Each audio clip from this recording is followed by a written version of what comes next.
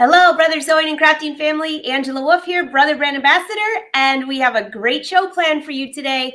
May is coming on, and she's going to show you how to draw with your ScanNCut and how that ties in with some hand embroidery. Super easy projects. You're going to love this. And I also want to answer a few questions from the last show. So pop in, say hi, say where you're from. We are live streaming on Brother Crafting, Facebook and YouTube pages. We can see all of your comments, and we will both actually be right back.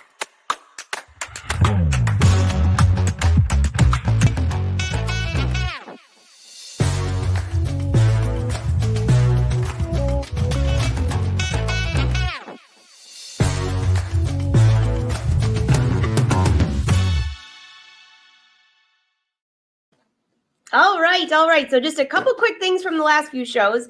Are you following on Instagram, by the way? We've been designing these pockets with the Brother Luminaire, decorative stitches, making our own jeans, and we'd love to see what you're working on. So that's one thing. But just a few days ago, we were talking about this lingerie bag. I think this was last Thursday. And there were a few questions of what were the measurements for this bag. So I had to actually pull this back out of the stash because I haven't made this in a while, but someone wanted to know, and actually a couple of you said, how big is that font? So I found this inside the Brother machine. So a font similar to this is built into the Luminaire.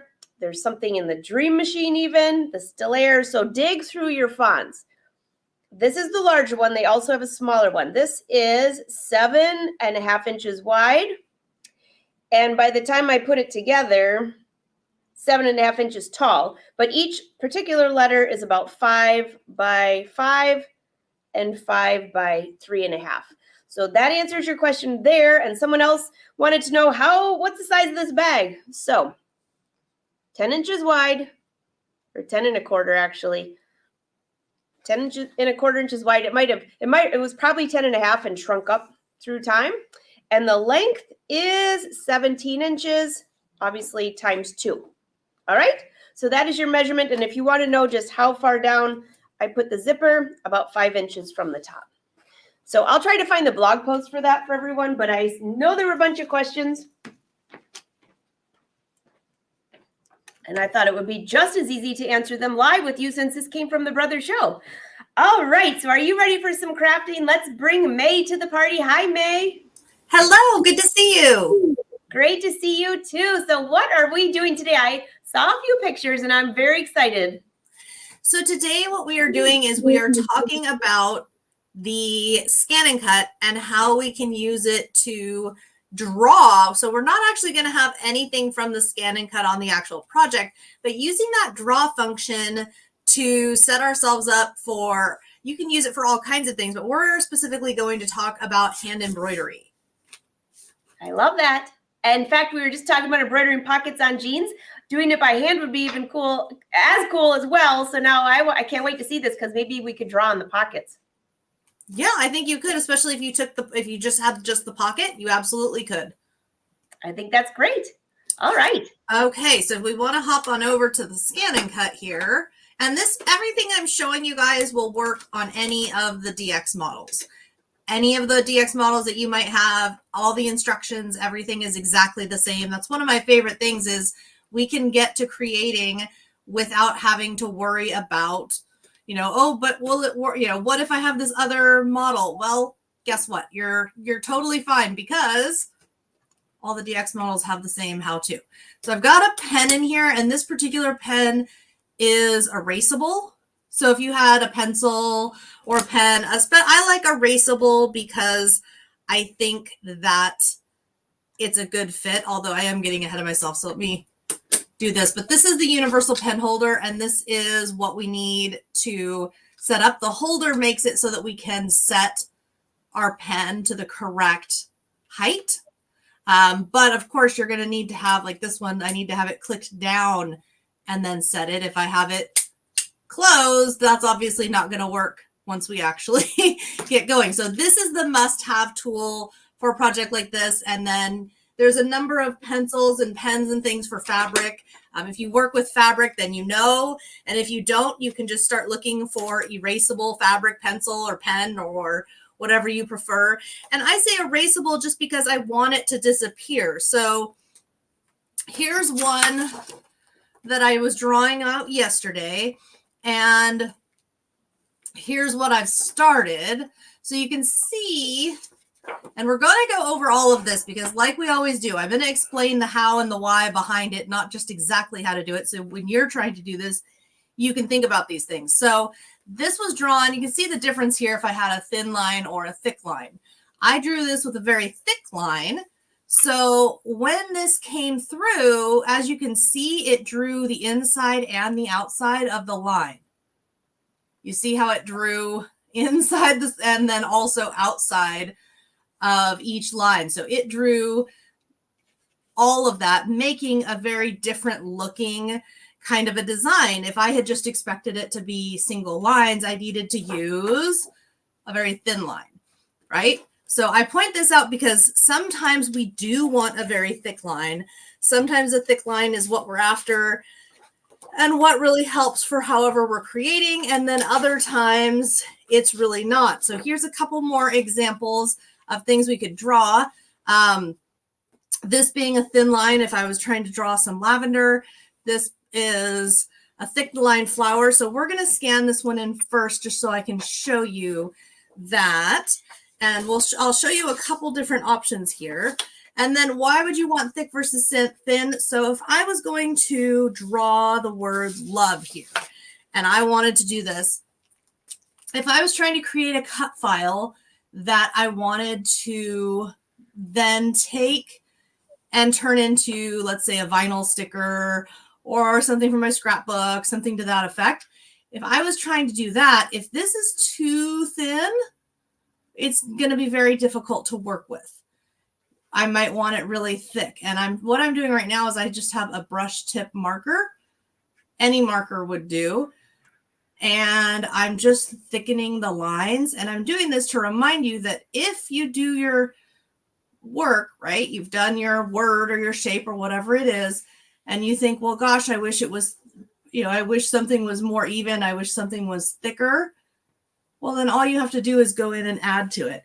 And if you get spots like right here, it got a little sketchy, we can always go back over it. Remember that when we're doing these lines, it's going to be looking at the very edge. So if there's a part that's kind of maybe a little shaky, just go back over it and cover over just a little bit more so that you have nice smooth lines. Because remember, the scanner is just going to be looking at whatever we're giving it to look at. It doesn't necessarily know what we intend. It's only got the data that we give it. So remember that. And the other thing to remember is, like, let's say I wanted this to be actually quite small. It's okay if you make it bigger or smaller than you intend to actually use it. We can resize in the machine. The difference is making sure that whatever size you've made, however you've done this, that what we really need to make sure is that these gaps and the spaces that we want it to cut out, that in the original, we make it big enough and easy enough for the machine to recognize what we've done and create our own cut files. So that's right. I said we're creating our own cut files, and so I'll show you another piece here and explain one of the reasons why for hand embroidery, I'm loving the machine. Now we can go in and we can just pick patterns. Like I know there's a lot of really fun floral patterns. Like, let's see, I think over here. So like this is a really fun one, right? Look at that bouquet. It would take you a while, but that would be fun to do embroidery, right? And you could just draw this. So there's all kinds of patterns in here. If you wanted a cactus, you could do the cactus. So there's all kinds of patterns in here you could do. But what I like to do a lot is, here's one that I've already done, hand embroidery with simple little flowers. But let's say, because this happens quite a bit, where maybe I want to make a whole batch. Maybe I want to make a bunch of similar or even the same. And if we're talking about hand work, that becomes a little tricky, because how are we making sure that it's always the same? Well, I like to do either black or brown pen, and we're going to borrow our erasable pen here as soon as I get it to. hop on in here. Everyone's saying, oh my gosh, you're so good with that pen. Some people said they found that a little hard to get started once they got it. And a few others, Marcia just got her new universal pen holder. So this is a great tutorial, May. Yeah, and the universal pen holder, it's a lot of fun. This is one of my favorite uses for it because, like, let's say I want to make a little bouquet like we did. I don't have to actually make, like, I don't have to mark all of the different spots for the lavender or all of the different markings for all of the pieces. I can make something that's this simple. Maybe I want to leave here and here. I can make it very, very simple. It depends on what kind of embroidery I'm doing. So if what I really want to do is this is where I want the circle part, this is where I want this, this is where, you know, this is the distance that I want these to be stretched out to. If I do something very simple like this, it actually can be very, very helpful because that can give me a very rough sketch. And if you're thinking, well, no, you know, I wouldn't want a rough sketch. I would want a very detailed sketch. Well, you can do that as well. There's different options for you. And you can also, another idea for you before we get to the scanning part. Actually, I'll do another fresh piece of paper here. Before we get to the scanning part. So this is a heart that I cut out from the ScanNCut. So you could cut a shape out if you're thinking, I have some different ideas for a heart, but I cannot freehand a perfectly symmetrical heart. That is not among my skills. So I can just sit here and trace this if I wanted to make a design like the one that I showed you guys that I'm working on. And then if I wanted to, if I needed the ruler out here, I could do something with the ruler. I have another idea for like a rainbow going all the way around it, but I want to know where the circle is that I'm basing, right? That I'm radiating out all of the different lines. So we can do something as simple as that. And we'll do a couple here. So now that I've shown you some examples and what we're talking about, the thing to really think about is how are you're going to draw the lines, but how are you using the lines? You know, if you're doing something like this, like I'm going to be filling each section in with something different. And these aren't done. These are just started up. So I'm going to fill each section in with something, a different color, a different type of stitch, different little accents, maybe some little seed beads. So I wanted something like this because I also want, in this example, I also want to edge this. I'm going to edge it in white, most likely, but I want all of the edges to go as well. So because I want all of that, it makes sense to have that kind of stitching versus something like this. If I have the inside and the outside and, you know, I don't need a marking for every little, those are all just single stitches. I don't need marks for all of that. Then it becomes, well, maybe we didn't need quite so much. So let's scan a couple and take a look at how this looks. Our mat. So we're going to load our mat here. What mat are you using, May? So remember, it doesn't matter. You can use either mat. What I always tell people is what it depends on is what are you cutting and is your new mat brand new? In this case, we're just scanning. So any mat should be sticky enough to hold something down. With plain paper, if I had a brand new standard mat, it might be too sticky. A brand new regular mat, but generally speaking, anything you've got will be just fine. And we go into scan. Direct cut, remember, just remind yourself with the picture. Direct cut would be things we've done before. Things like when we're scanning a piece of paper that has patterns that we want to cut out. In this case, we just want to scan to cut data. And this shows you here, it's in grayscale mode. It could be in color mode, but we don't need that. And we're just going to click start. Oh, and it wants my scanner level down. And the reason it wants that is it's a little better scan, as I understand it, if it can be down lower to the mat. Although I have to tell you that with the things that I tend to scan and use, I really haven't had issue either way. So So this one, what we're going to find, I do have a couple little sketchy spots, meaning spots that did not get drawn beautifully. Remember that they're all going to show up. So let's see. So first it's asking you, do you want inside and outside? Just the outside.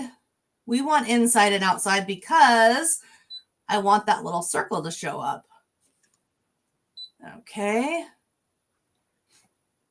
So if I go like so, and then I can ignore object size if there were little sketchy marks around here, sometimes you'll see them. In this case, there aren't. There's nothing I want to ignore. And then this little line here, we can smooth out the lines. And what that's supposed to do is that's intended to help when you're trying to be straight, but it's hand drawn. So you can't be a computer, right? Or at least most of us can't be. So if your lines are not perfect, that helps to smooth things out. Very easy.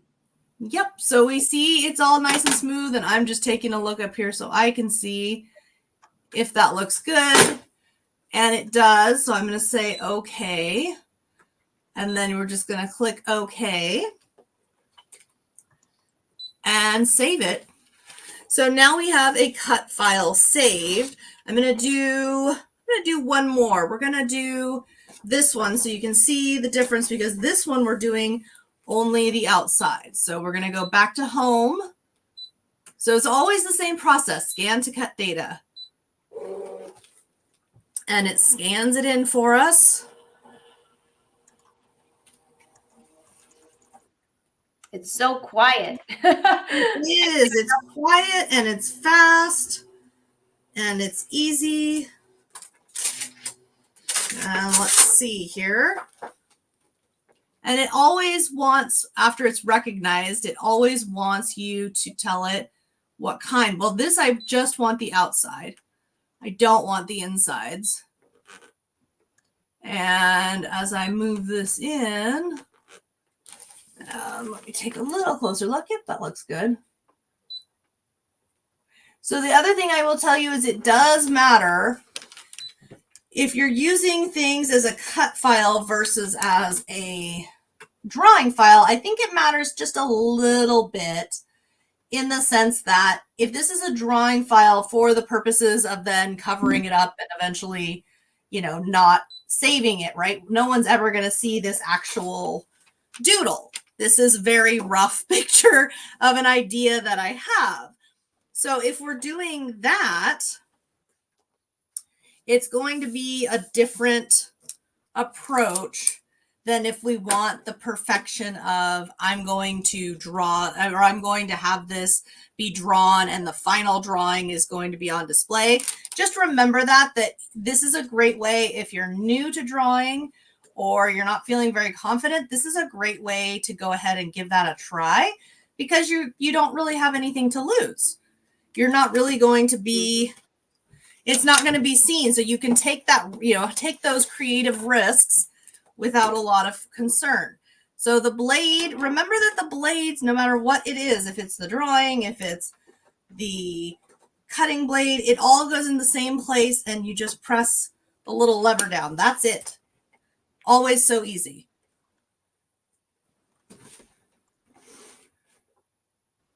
I think the ScanNCut just froze for a second. It froze for a second. It looks like back. It did. Is it coming back? Okay. It was just too excited. Okay. So to find those patterns, I put them in the machine. So you go to retrieve data, and this would be if you had any online data that you had wirelessly transferred or a USB drive, but mine, they're right in here. And I'm going to say, okay. And then I'm going to go to edit, object edit. Oh, okay. So this, you see how these are not bright. Normally those are bright red. And it's saying, no, you can't, because this actually is just as a whole singular pattern. It's singular line. So it drew as a singular line. There's only one. And we're going to just draw this onto paper. Just, whoops, not cut it. I got ahead of myself. So we're going to say, okay, and we're going to select draw. And I always just use the defaults there. But when you draw, and I love this about the machine, it's telling us it wants the lever up. So I just click that, and that's way over there on the side of the machine. It wants the lever up. Okay. And the reason for that, I believe, is because there's wet ink or you're drawing something, so it doesn't want to take the chance that the scanner is down low for that and could get smudged. At least that's my assumption. So we're drawing, and it should only take a minute. And it's looking good. It's cool to watch. Cool to watch that view from here. You can actually see it drawing as you're going. You can, and here's the comparison. Although it looks like my poor pen is running out of ink. My poor pen is running low on ink. And by the way, guys, that is pretty common, especially when we get onto fabrics and things. I actually like fabric pencils more. I don't know about you, Angela, but I find that the pencil versus ink, it doesn't tend to kind of like dry out and need a minute versus the inks. But you can see how it's exact. It's exactly the same. Interesting you're talking about pencils, because there were a couple people in here chatting and just saying that they had a hard time with the pencils showing up. So do you have any tips if they do decide? Well, first of all, what happens if they do that? And this is like one project they're working on and the ink kind of failed, but you can see it enough to still work on your project. So for what I'm doing, this would be just fine by me. If it wasn't, I would you just don't move it off the mat. So if it wasn't fine, we'd want to not have it off the mat, just leave it alone and draw it again. And actually we will, but what we'll do this time, because this is something I think is important to remember. So I'm going to move you here. Remember that I said we don't have to be particular about exact measurements when we're drawing, because we can alter it. Bigger or smaller, we can alter it however we like. And we can draw it in different sizes, bigger, smaller, whatever we need. And we'll see. Oh, looks like I put it in the wrong place there, but that's okay. So, mate, if somebody was using colored pencils instead of a pen, can they still use the universal pen holder for that? You can. If your pencil is too thin, you can wrap it with like some, I always think of it as veterinary wrap, because we use it for the horses and the dogs. It's like a stretchy, and it sticks to itself. Yeah. So you could fold some of that over and wrap it around a few times just to get that thickness, to get enough of a thickness. And it only needs to be in the area where the pen would grip. So you don't need to do the whole pencil, just the area. Set it in the holder, figure out approximately where the little gripping is, and then you would just put it there, and that would do it. But here you can see there it is smaller, so we can do it in different sizes. And I know it's one of those things where it's like, well, that's not very pretty. Why would you ever want to draw that? Because, let's say I was making, lavender satchels for Mother's Day or for birthdays, and I want, 6 of them, but I want them all to be the same, because I've measured my fabrics and I'm cutting and I'm, doing other things with it. Well, now I can have as many as needed, all exactly the same. That's very cool. Very pretty. So that's that. And we will do, let's see, I'm just trying to find there we go. So now I'm going to switch us, and we'll try this on felt. Now, one of the things I found with felt, and I'll show you one of the little tricks we can do. The pencil, I do have a little more trouble sometimes with it showing up. So I'm putting a standard mat in, just because I think for the standard mat, it's felt. So even though we're not cutting it, it's a little easier. And remember that we can always cut later. We talk about every month, we talk about different things, but we can always take and cut things later. We can always, when I'm done with this, I can always then cut that out with the ScanNCut. There's always things I can do. The only exception would be is if I got real wild and I had a whole bunch of lumpy buttons and all kinds of things, then I'd need to hand cut that out if it became too thick. But generally speaking, we can always keep using that ScanNCut and we can keep on cutting. So for this one, what we're going to draw, we're going to retrieve data. We're going to do this one. There it is. Okay. And remember that we can always scan the material if we want to know where is it and where am I cutting, or in this case, drawing.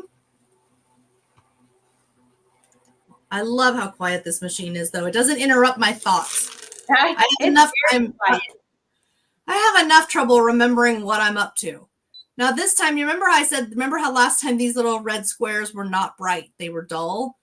Now they're bright because that little dot is a separate thing. So we're going to go to Object Edit, and I'm just going to press this button right here, which just unites everything so it all moves together as one. And I'm going to draw that over here. And remember, I can also size it. So it was 4 inches, but maybe I didn't want it to be so big.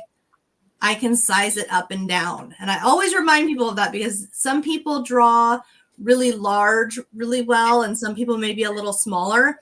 Your only thing that you really have to remember is that when you go to do that, just remember that if you draw it so tiny that it doesn't pick up as a space, then that's a problem.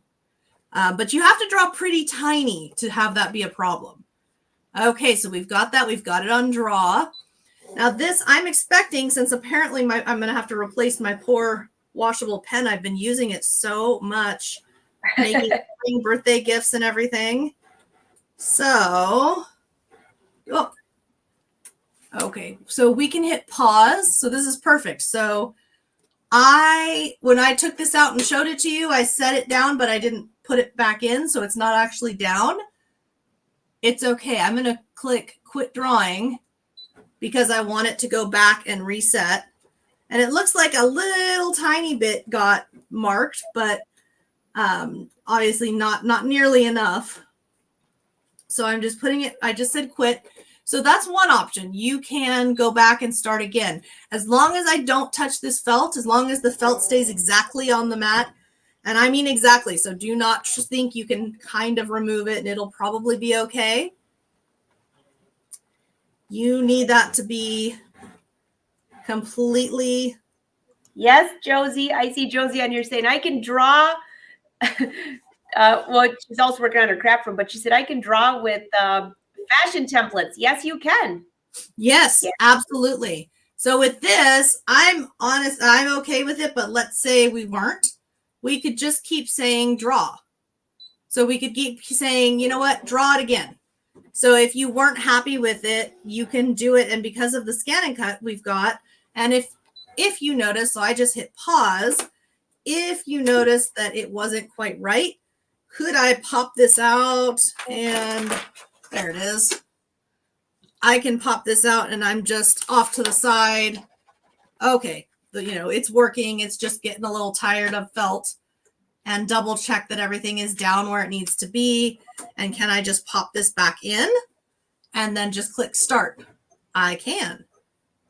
Now it's going to go off to the side and then come back in and pick up where it left off. So that's another option and I can do that as many times as I want. If I need to press pause, oh wait, I can push start. If I need to pause it for any reason, let's say I was changing colors. If I was trying to do something very intricate and draw, I could absolutely sit here and say, oh, I need a new color. So we're going to add this color on here now. And I think that's a lot of fun because you can really get something going. Look at that. Oh, that's cute. So now I'll show you what I mean on this one, what my vision is here. Let's see. So then for thread, I like embroidery thread just because I can do a couple of, like this is 2 strands of embroidery thread, and I've just got it doubled through. I'll just tie a knot in one end. Depending on what I'm doing, I might do this differently, but if I'm just, we're just playing around, and that's the other thing is it lets us just kind of play around with this. So the reason I wanted that circle is I want to do a whole bunch of different colors, and I want to do to sides here, but I want to make sure that there's so many projects like this where you want to make sure you have one central point. You don't want the circle to end up being a strange oval and nothing's quite lined up.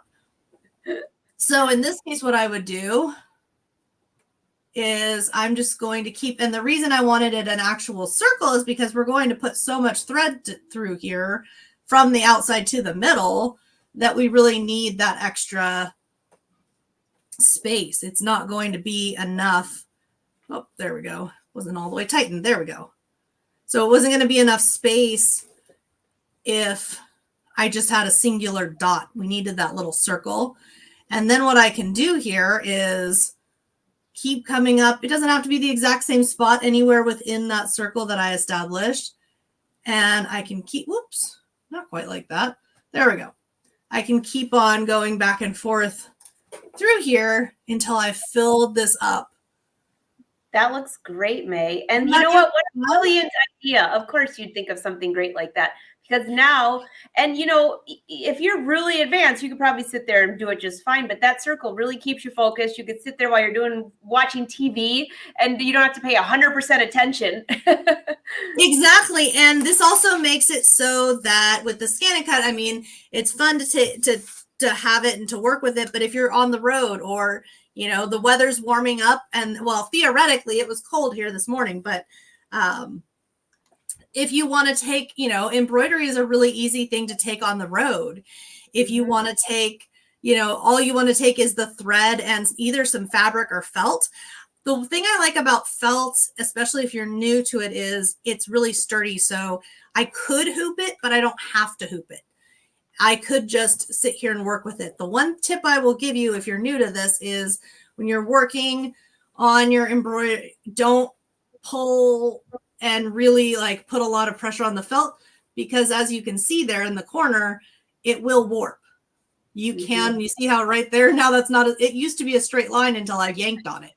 So remember that felt can warp. So you just want to be gentle with your handling of it. You don't want to pull really hard or stretch in any one way. No, it helps you at all. Yeah. If you need to really grip, then just put it in an embroidery hoop and grip the hoop. If you don't, or if it's real simple, like our flowers here, they're real simple. It was a couple hours to do that, but probably an hour or two to do that one. But it was simple enough that I didn't feel like I had to really hold on to it. Whereas, like this one I was playing with, and I went, if I'd been thinking, I would have put this in the middle and I would have hooped it, because there's going to be a whole lot going on in this one. So it could have used that support. So that's another thing to consider. I agree. Marcia says you have a great imagination. And yes, Josie, I do remember those fashion plates. I probably still have them. So, hey, May, just quick question. I know you're going to keep embroidering here for a second, but Sure. Those flowers you brought up that had those pretty loopies, are you going to show everyone how to do those? Which one? The flower you just had up there? The flower. Oh, how to do the specific loops? Yeah. Yep, we can do that. Just give me 1 second here. I know that's going to be a popular one, especially we have Mother's Day coming up. We've got Easter. We've got other holidays coming up. Graduations. These would make fantastic little accents on a card or a gift. I can totally see this. See, let's go ahead and draw our little line onto felt. Let me tie this off. So May, I know if we remember from last year, summer vacation will be coming up in a couple months. Are you stashing all your stuff away so you can bring your embroidery in the car? I don't know if I'm going anywhere in the car. I got to think about that. I'm not sure. I think I'm home this summer, but I don't know. I got to think about that. I think this is actually wildly an at-home summer. Okay. So in retrieve, whoops. Oh my goodness me, wrong button. Okay, there we go. So this was the one that we were practicing on and drawing, the one that was inspired by this. Okay, so we're going to say, okay. And I'm going to move it up and over here. And that should be good. We're going to draw it. And okay. So I'm going to have that draw on the other side of this piece of felt here. And if you do a search, it looks like we'll draw it twice. It looks like we're a little light here. Oh, actually, it looks like, oh, we're a lot light. Okay. So remember, we just always double check. Just double check. It's super easy to do. So remember, we don't move anything. You left it laying on the mat, so you can just go redo it, right? This time, yes. Yes. I had this off the mat when we were working on the heart, but I haven't moved it since I started our flowers here.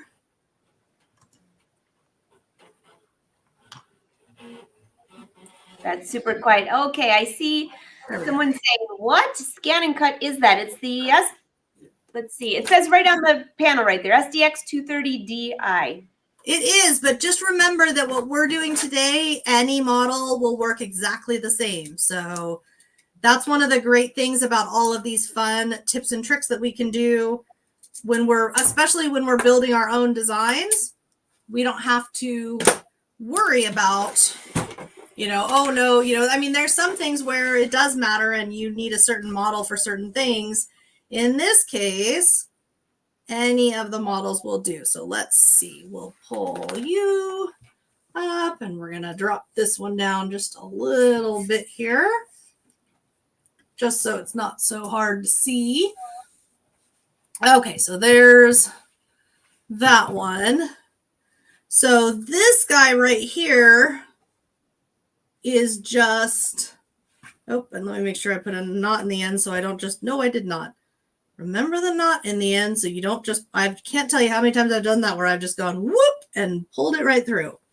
So this one, I just did a bunch of different knots. And what I'll do is whichever end I pop out at is the end that I'll try to have, I'll try to kind of start back in or get that end to, like I won't, if I came out here, I'm not going to go all the way over here to start. I'm going to start at the base. And this one is just, I call these like my little spiky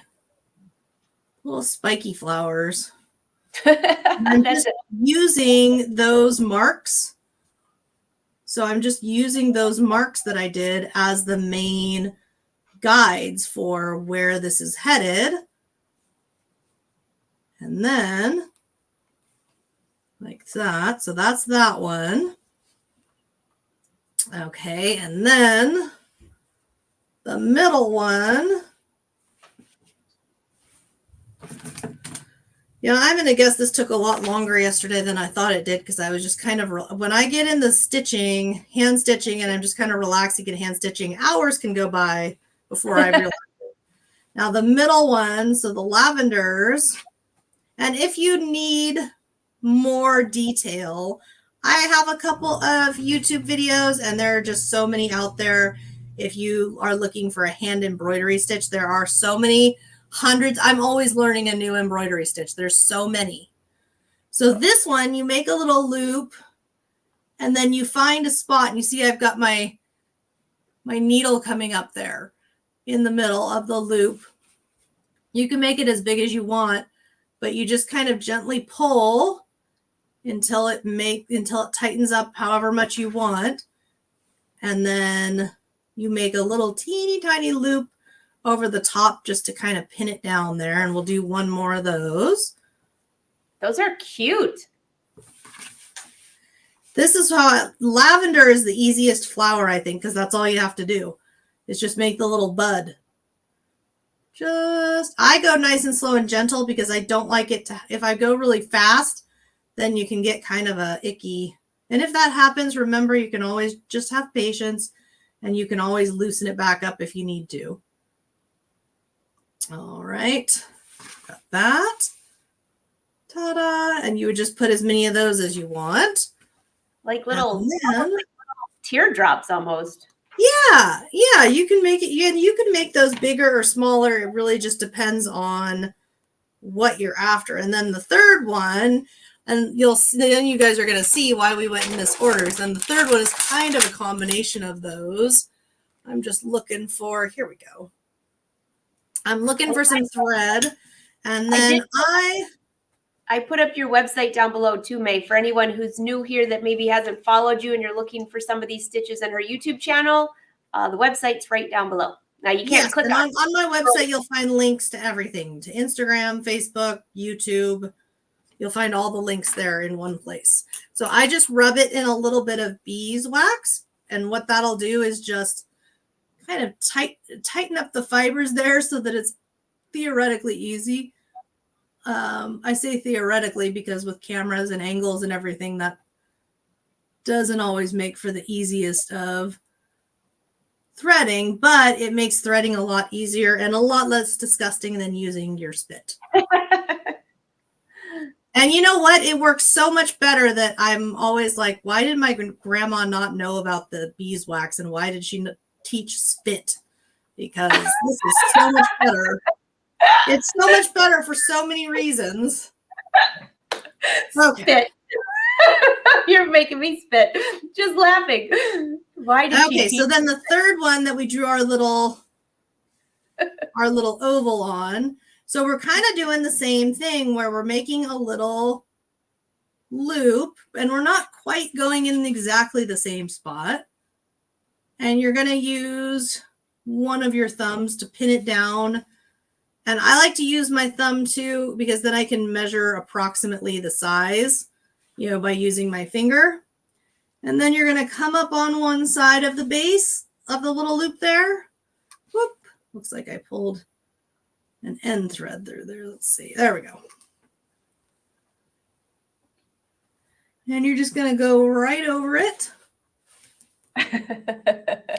Barbara said it's because spit is free. You know what, though?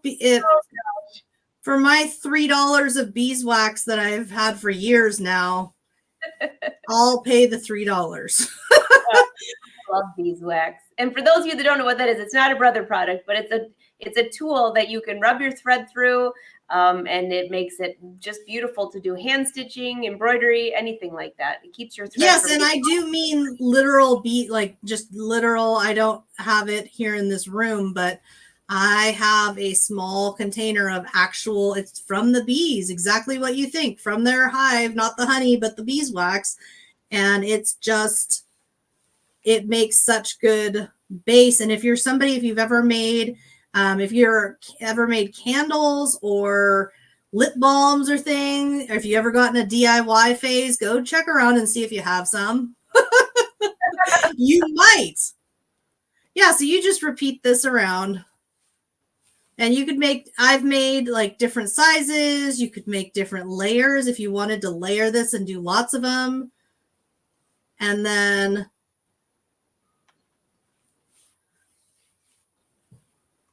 you can see it's coming along. So that's what it looks like when it's all done. And then in the middle, you can see I just went in a circle and made lots of crazy stitches. So remember, it doesn't have to be, you don't have to have a well thought out plan either. Sometimes if you've got the general sketch and the idea, you can get right in there and make all kinds of great things. And you can go and make lots and lots of them if you, for whatever reason, maybe you're making Christmas presents, birthday presents, Mother's Day, whatever it might be. There's all kinds of stuff that you could do there. I love that. Hey, is that craft felt? I know you already talked about that, but Bev has a quick question for you. I'm not sure what I'm not sure, Bev, what do you mean by craft felt? I mean, I'm not sure what would make that, what other versus. There are different weights, like different weights. Like if you So hold it up, yours is like not. So there's different types. I mean, there's some like there's really, really inexpensive synthetic felts, or there's felts that have been treated and like stiffened, so they're really, really stiff. There's some felts that are more pure wool and that are thicker and higher quality. There's some felts that, I mean, there's a lot of different kinds, but at the end of the day, like, it does not matter. Felt is, for this kind of a project, felt is felt. The only time it would matter on here, it would be if I was trying to make, like, let's say I was trying to make something that I was then going to stitch onto a piece of apparel and I wanted it to be an heirloom piece. I wouldn't want to use like synthetic felt that if it got wet, the dye bled and it was, you know, a terrible, terrible thing. So that's what I always kind of say as far as like quality of what products am I using, and the quality level is, it will just kind of depend on, well, what am I making? You know, if I'm making a decoration that's going to go in an outside pool party and going to get splashed and going to get destroyed that day, my quality standards come down from, I'm going to spend 12 hours stitching and making this, you know, masterpiece kind of a thing. That kind of goes back and forth. Okay, so she's wondering wool or acrylic. I don't use acrylic felts. So that would be wool. I'm not sure the exact blend, because most of the wool ones, the higher, it reminds me of hats, because like cowboy hats are often different blends, but so the blend of wool can go high and low. I don't have any acrylic felt here anymore, but there's no reason you couldn't use it if you wanted to, depending on what you were making, if acrylic was something you were good with in whatever your finished project is. And this, I'm using felt for the ease of hand stitching. We could be using like a linen fabric. You could be using cotton fabric. You could be using like a quilting fabric. Maybe you wanted to back it with some kind of stabilizer just to help keep things from moving around. The thing about like a quality felt or a thicker material or a denim would be that you don't need as much stabilizer, or it's optional, versus something that's super, super fine. We've got to have a stabilizer or we're just going to, you know, have a lot of problems. So that's another thing to consider when you're doing this kind of stuff is, where are you going with this? You know, you kind of have to sit down and make somewhat of a plan as to, well, where are you just practicing? You know, if you were just practicing, then pick your cheapest, ugliest, whatever you don't ever use, and do it on that. Could you do it on paper? You could do this on paper. The only caveat there is it's a little less forgiving if you're trying to punch a lot of holes. So if I was trying to do this on paper, I would just kind of take it down a notch as far as how much stitching I was doing in a small area. But no, there's lots and lots of materials we can use. And I don't think there's really a wrong answer as long as you're happy with it. I like the way you said it's, where's it going? So, I mean, if it's going in a garment, that's a whole different type of stabilizer. If it's going on a card, it's a whole different type of stabilizer. And where are you going to be hooping it? All those questions. Like, you just make a little list, check. Yeah. And when you get to the end, you'll know which avenue to go. Absolutely. In fact, it's on my mind because I've been making some YouTube videos that are going to be coming out about project planning, because I think that's one of the biggest things we all have to think about is where are you going with this? Because that is going to answer a lot of questions along the way. That's exactly right. Everybody's saying thank you. They love the project. Very cute, very cute. And everybody has a conversation now about beeswax and spit. There you go. I just can't believe it. And I didn't even purchase it like this. I just have probably from candle making or something. I found a little thing of beeswax in the back of the closet, and I went, and I just melted it down into like a little empty tin. And that keeps the tin, That's my big tips is the dogs love the taste of it. One of my dogs loves the taste of it and thinks it's just delicious.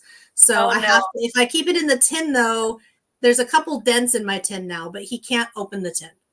Oh so my God. If I ever drop it and he goes lunging for it, he can just kind of, he's tiny, so he can just kind of make a little scratch or a little dent, but he's not destroying it. Or another thing is it keeps it cleaner because weirdly enough, like it kind of attracts dust. So by keeping it closed up. It does. And, you know, I was just thinking about that. I have beeswax where you can just slide the thread through. And sometimes it gets kind of funky. I think it'd be much better in a tin. Now, I saw a few people say, now, I don't understand what's it for. When you slide your thread through there, number one, it keeps it from fraying. It keeps it a little taut. It helps you thread the needle. But I have one more tip for you for threading the needle. May, do you know this one? If you take your scissors and you cut the thread on a little bit of an angle, did you know that that helps a little bit? It really can. That can make a huge difference. Yes, different than spit. Yeah, and what you'll notice is, saliva is not going to help stiffen. That's really what it does on the end. Is it stiffens it, but it also makes it so that the little fibers in the thread aren't separating.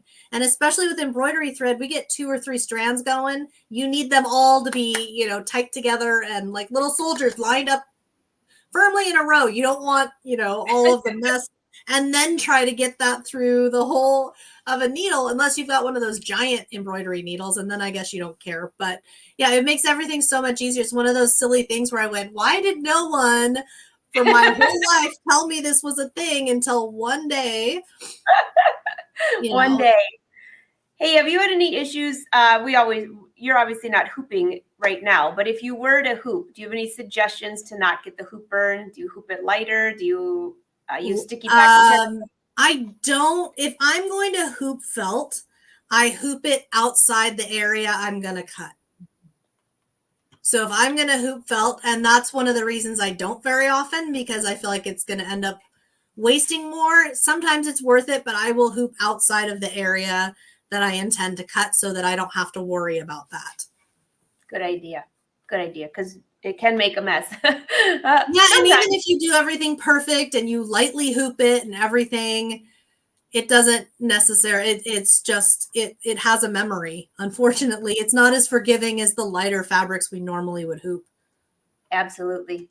Well, May, this has been a fantastic project. I have your website down below for those of you that want to keep following along because she has some fabulous YouTube videos. And so it's right here, mayflaum.com. I also have my website and Brother Sews, because if you're working on one of these fabulous projects, look above and be sure to use hashtag Brother Sews and hashtag Brother ScanNCut so they can see what you're working on.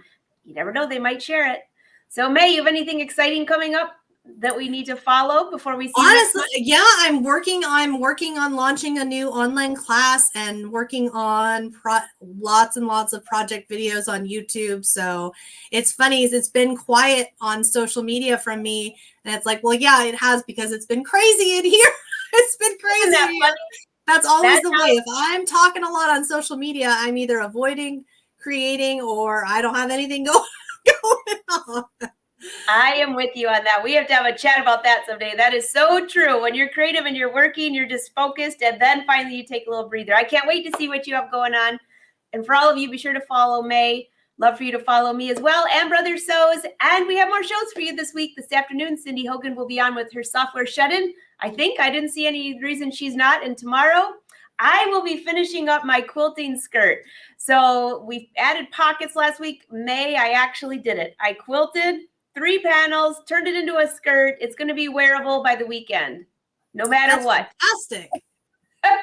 Well, I'll keep you posted. All right, everyone. If you like the show, be sure to thank Brother. Let them know any other shows you'd like to see, other topics.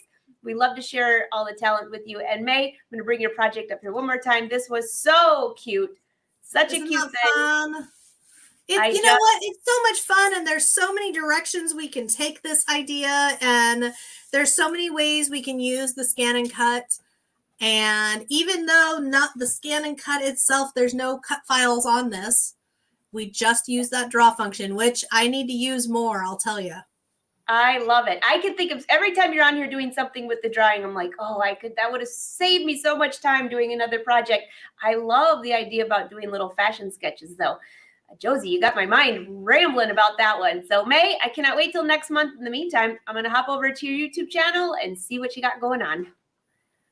All right. Bye everyone. Thank you for watching.